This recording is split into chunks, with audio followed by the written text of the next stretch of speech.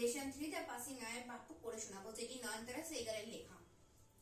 I was having tea at home on the evening of 30th January 1940. 1948 সালে 30 জানুয়ারি বিকেল বেলা আমি বাড়িতে বসে চা খাচ্ছিলাম। When I was called to Birla House by an urgent telephone.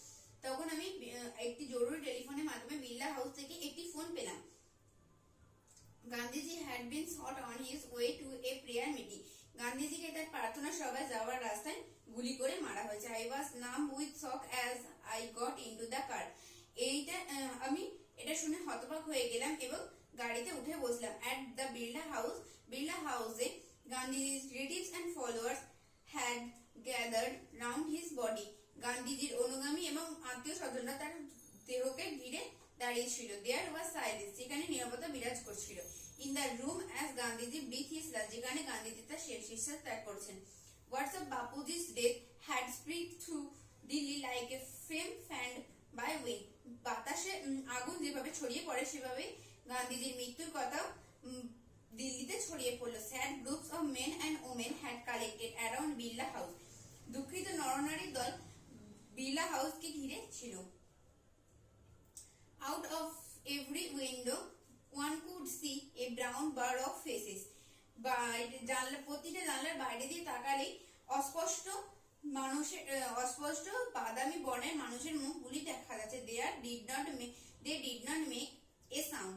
তারা কোনো শব্দ করছিল না। There was unnatural silence. সেখানে অস্বাভাবিক নিস্তব্ধতা বিরাজ করছিল। It was as if time stood still for those few minutes.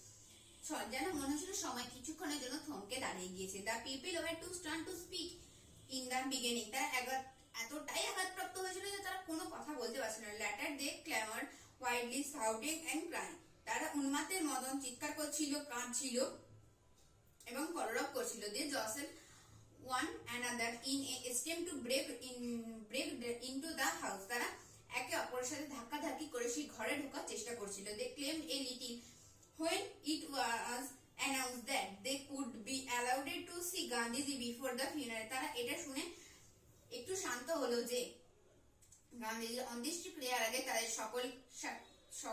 তারা সকলেই গান্ধীজিকে দেখার অনুমতি পাবে। When one is faced with the shock of a loved one's death, যখন কেউ তার প্রিয় জনের মৃত্যুর আঘাতের সম্মুখীন হয়, one whimper, তারা ফুপিয়ে ফুপিয়ে কাঁদে। What will become of me now that he has left me? এখন আমার কি হবে? সে তো আমাকে ছেড়ে চলে গেছে। This was surely the question uppermost in the mind of the mourning people. আঘাতপ্রাপ্ত মানুষদের মনে এই প্রশ্নটাই সবার প্রথমে আসে। They looked like lost children. তাদেরকে দেখে মনে হচ্ছিল যেন তারা কোনো হারানো শিশু। It was the question in many of our hearts as we sat. এই প্রশ্নটা আমাদের মনে প্রথমে আসে এবং আমরা এটা ভাবতে ভাবতে বসে পড়ি। আমরা যখন বসে থাকি, still shocked and unbelieving. আমরা তখন দুঃখজনক এবং অবিশ্বাস্যকর ভাবে বসে থাকি। We listened to the broadcast telling the people of India that their Bapu was no more. আমরা বেতারের মাধ্যমে শুনলাম ভারত থেকে বলছে যে তাদের বাপু আর নেই। Good.